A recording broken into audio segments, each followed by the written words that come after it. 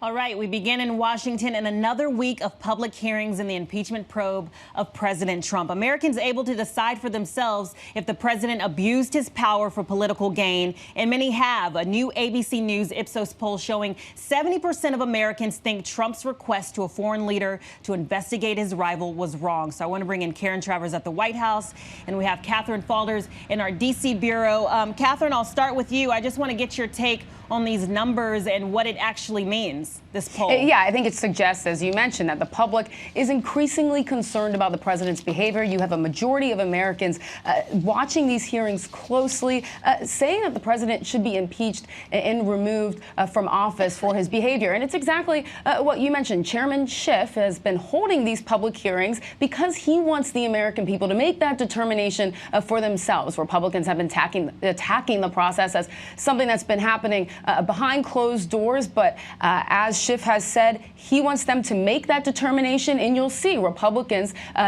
realize this, Kimberly. They are starting to say that the president may have done something improper, but it's not necessarily impeachable. Yeah, and Catherine, lots of testimonies this week. I just want you to give us an idea of who we're going to hear from. Okay, I'm going to break this down for you here. So we have lots of witnesses this week. We have 4 witnesses coming in tomorrow. Now, these are important because there are 3 witnesses who were specifically on that July 25th call in question that the president had with the Ukrainian president. You see some of them there. So Republicans have been making the case that witnesses so far have had no firsthand knowledge. They're going to have a hard time making this case here. But the one to watch, as you see on your screen, Wednesday, Ambassador Gordon Sondland, he really, in testimony that came out over the weekend from a former NSC official, Tim Morrison, has really put him in the center of this, at the spotlight. He's already come in to revise his testimony once, but what he has is a direct link between this back channel to get Ukraine to conduct investigations and Trump himself. Now, the reason former NSC staffer Tim Morrison's deposition is significant, that came out over the weekend. You'll hear from him publicly this week, too, but he remembers 5 times that Gordon Sondland says that he spoke to Trump. And the reason these approximately 5 times are significant is because this was during the time period that there was this holdup on aid. And when Sondland came to revise his testimony, he said that he specifically told an aide to President Zelensky that this aid was conditioned on launching investigations. Now, David Holmes, another person who was behind closed doors last week, he also said that he overheard a call that Sondland had with the president one day after that July 25th call, so on July 26th, where he heard the president talking about investigations. So Sondland, the one to watch, has a lot of questions to answer here that perhaps contradict his testimony behind closed doors that he gave a couple weeks ago. Yes, definitely lots to watch there. And Karen, House Speaker Nancy Pelosi invited President Trump to testify himself, and he responded to that today on Twitter. Yes, the president said in a tweet that he is strongly considering it because he thinks it would help Congress get focused again and start talking about issues and moving forward on policy.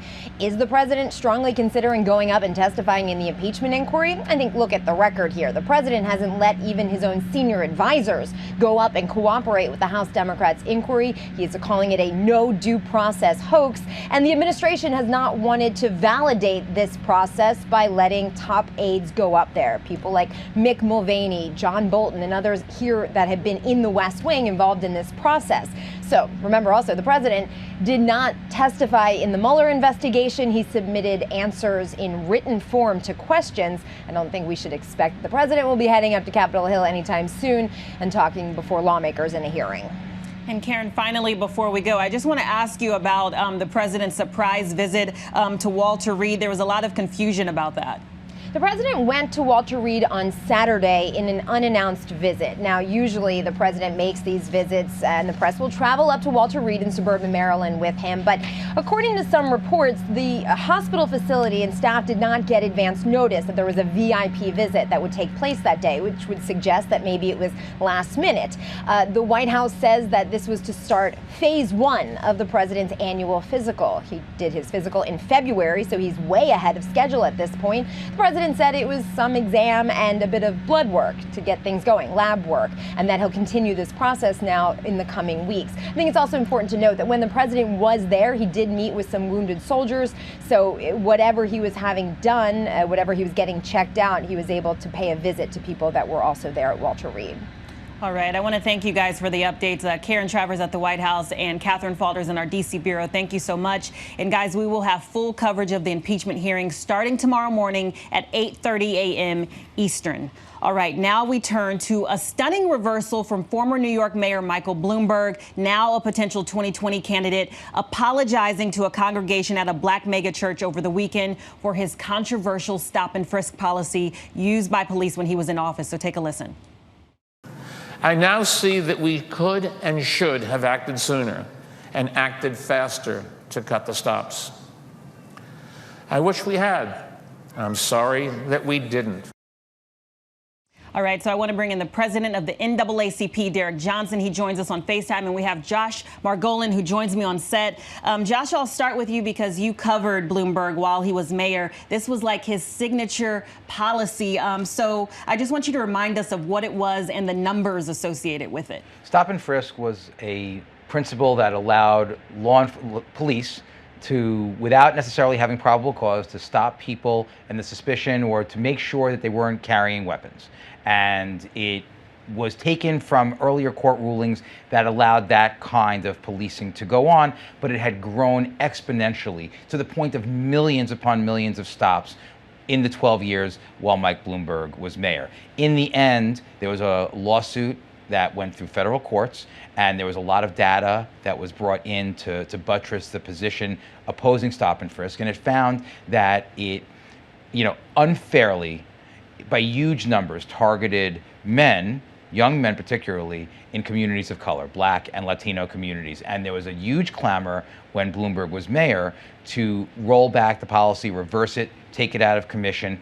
Bloomberg stood by it and stood by it and stood by it, even as a federal judge went after the city and said, you cannot defend it, it's unconstitutional, it must stop.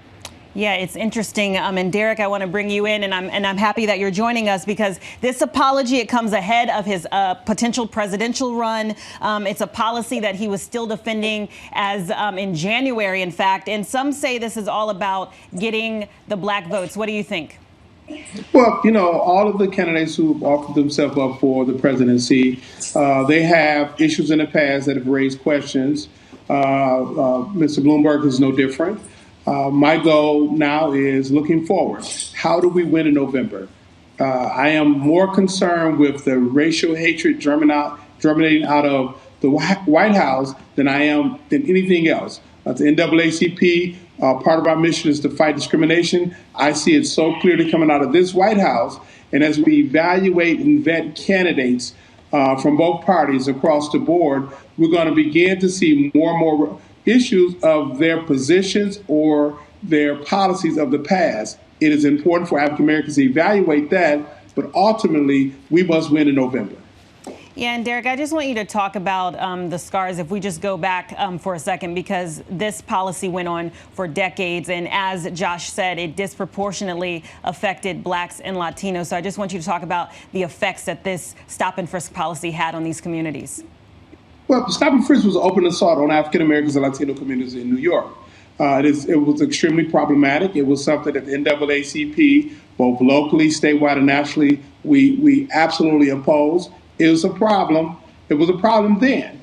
But I'm also clear that each candidate, they have issues, policy issues that we opposed in the past. Now, for me, it's the pivot. How do we move past that and ensure those type policies are not a part of the platform as people are being considered for the office of presidency, and to ensure once an individual is in office, we do all we can not to revisit bad public policies such as stop and frisk. Absolutely. And before we go, I'll ask this to both of you. Do you think his apology was genuine?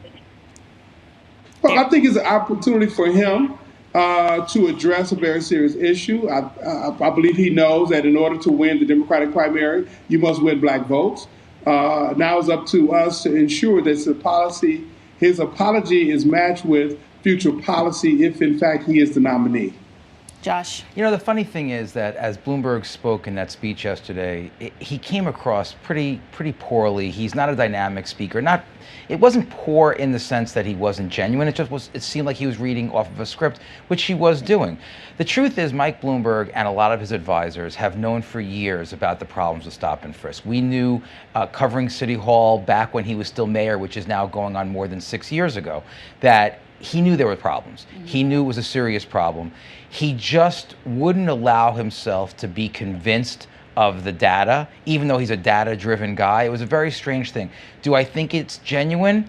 It's hard to say. I think if Derek's view is ultimately the view that people have of what Bloomberg did yesterday, then that's a good day for Bloomberg, because he wants people to accept that even if it's late, he made the apology and he's moving on. Let's look to the future. Bloomberg thinks he can position himself as the most electable, the best person who can convince a Democratic primary electorate, the best person who walking into the fall can beat Donald Trump. And if people decide that the apology is acceptable and he can beat Donald Trump, then that's his goal. All right, Josh Margolin from ABC. And I want to thank NAACP President Derek Johnson. Thanks so much for being with us. We appreciate it.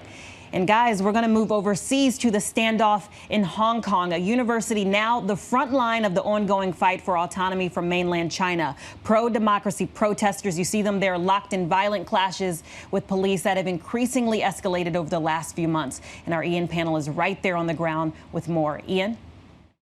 Hi there, Kimberly. Just look at the scene here in Hong Kong. We're outside the Polytechnic University where this siege is taking place. 500 students are trapped inside, some as young as 14. But just look at what's going on over here. We've now seen scores and scores of other protesters coming forward to try and help their comrades. They keep chanting, "Save the students, save the poly." But let's swing the camera around the other direction. You can see that bright light. That is the riot police there. The flashing blue light is on top of a water cannon truck. And there have been clashes already outside here. There have been repeated scenes like this across Hong Kong today, where we've seen other protesters come out to try and show solidarity, but also to try and draw the police away. You see, they've got these giant parasols. That's to try and protect against tear gas that's going to be fired in and rubber bullets. There are dozens and dozens of police all around these streets here, and they've been trying to hold back the students. Meanwhile, the ones inside have been trying to escape unsuccessfully. Anyone who's tried to break out has been arrested. We've seen desperate scenes inside where students have been making tearful phone calls to anxious parents. Some parents have gathered outside. You can see they're using anything that they can to try and defend themselves, but also to try and attack and the police lines. Let's just move back a bit so you can just see the sense of how many are here. Again, mainly young students. Just mind your step along here because they're using anything they can to set up barricades. The reason they have these umbrellas here is because it acts as protection against rubber bullets and tear gas as they come in. But despite police attempts to bring this under control, to maintain and simmer down the situation here, it's completely failed. It's only provoked more anger. And it isn't just hardcore protesters like this. We've seen regular citizens come out, berate the police, saying, "Free the students, let them go." But the police are determined, after the violence and devastation wrought over the weekend, that they're going to make arrests. They're not going to let them go free. And while they do, they're becoming like a cause celeb. So they're shouting, "Free the students, free the poly." And I can tell you it's now just a matter of time before the police open fire.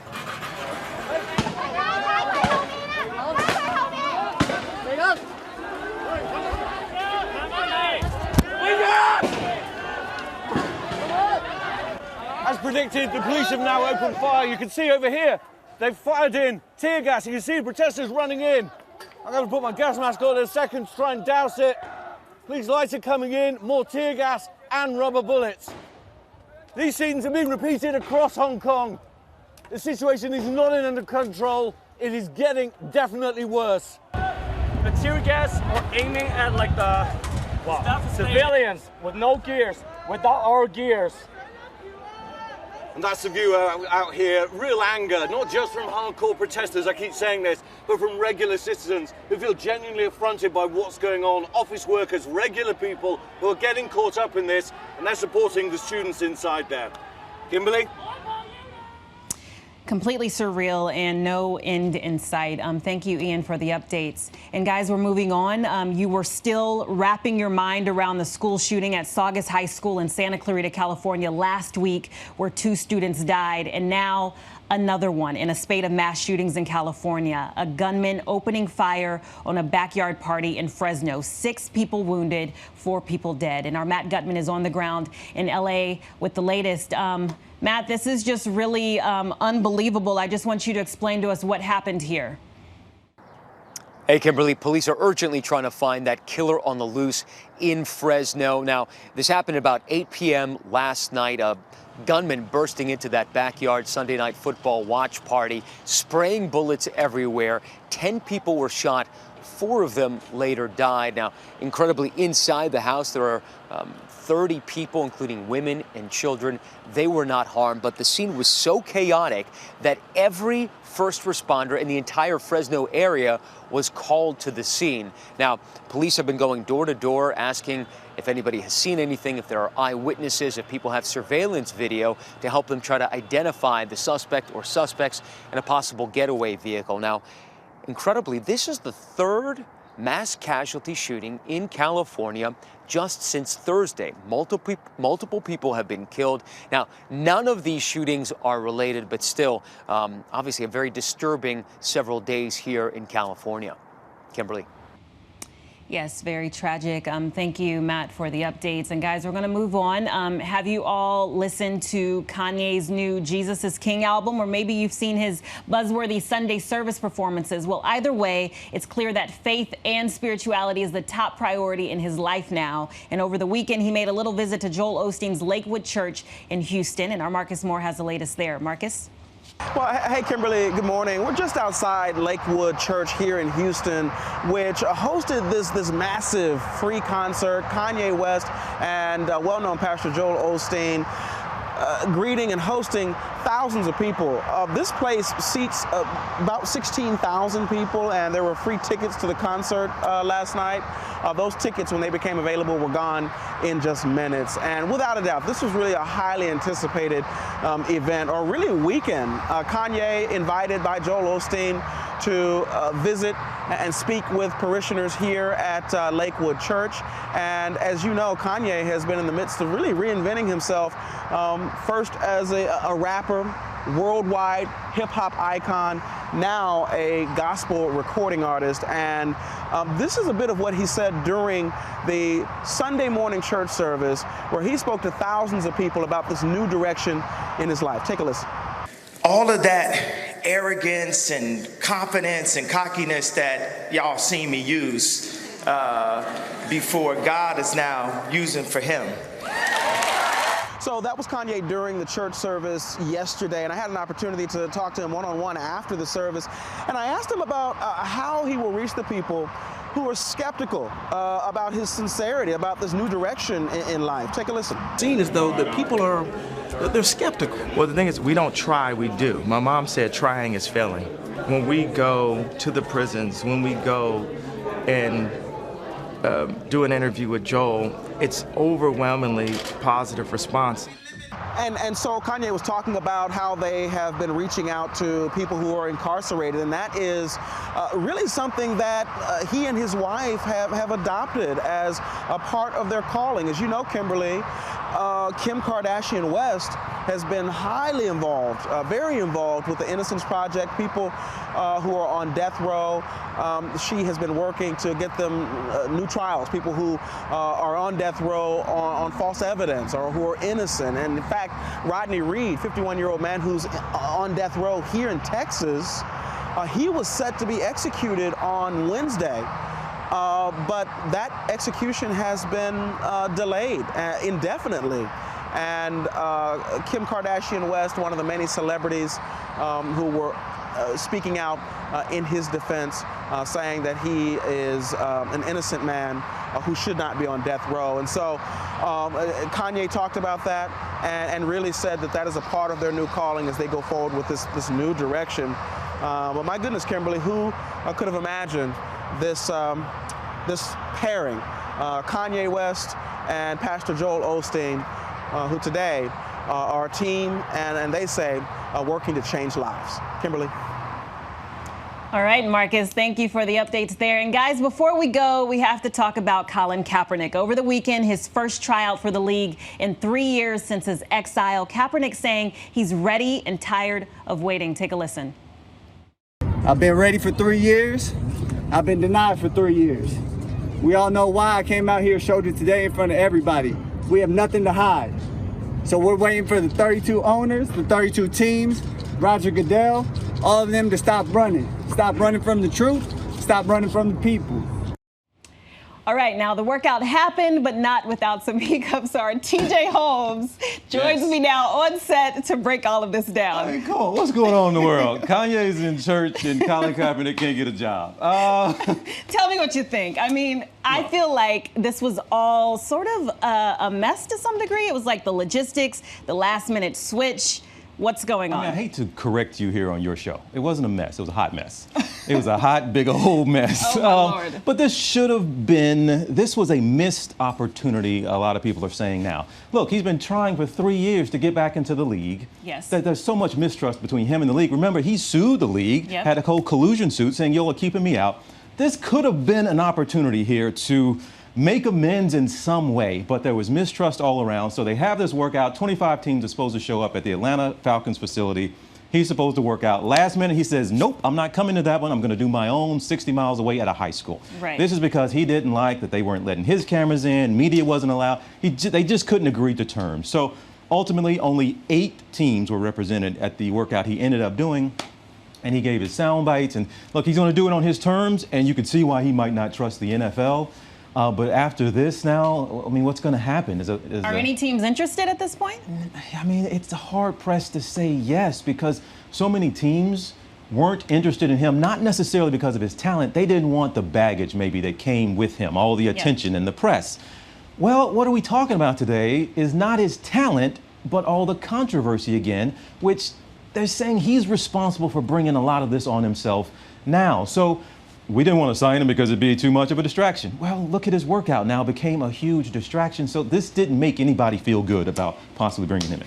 While you're here, I want to get your thoughts on Jay-Z because Jay-Z received a lot of heat from joining forces with the NFL when this whole Kaepernick issue wasn't resolved. And he was part of the reason why he got this tryout. So what do you think of his sort of involvement in all of this? Well, Jay, again, you know that backstory there. But Jay-Z has been outspoken about Colin Kaepernick, his support of Colin Kaepernick. Well, he's, like you said, in partnership with the league now. So he nudged, if you will. He was absolutely, reports are, helped get this workout set up. Yeah.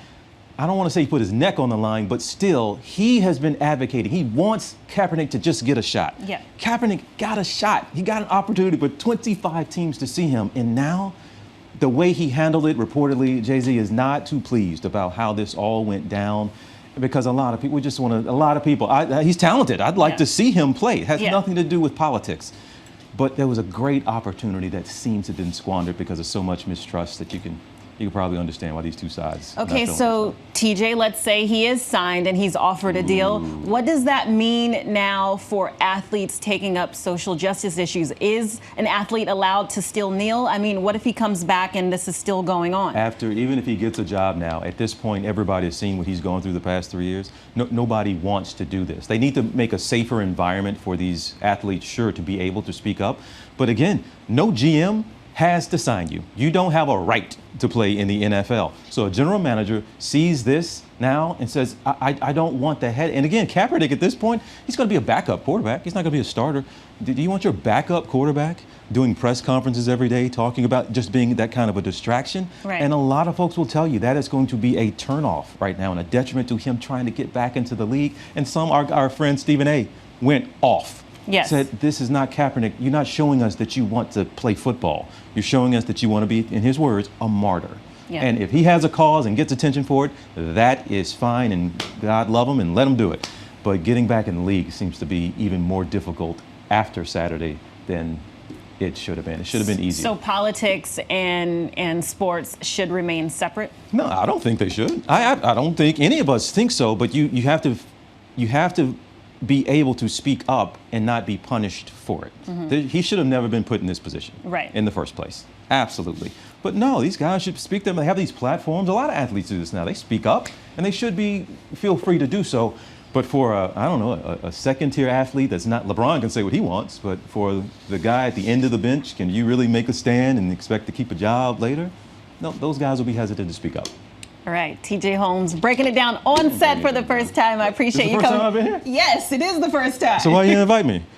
Oh I was never invited. You can always come back. You're always invited. Open invitation. Y'all don't believe this. She didn't invite me. That's why I haven't been here, okay? Oh my gosh. Guys, continue to take care of yourselves. And if you're around, you can stick around for the briefing room at 3:30 p.m. Then you can check out World News Prime at 8 p.m. And if you want to stay updated on all of these headlines, you can go to abcnews.com or download the app. Right, TJ? That's a lot of stuff yes. there. I'm not invited to any of that either. A lot of options. See you guys later. Have a good day.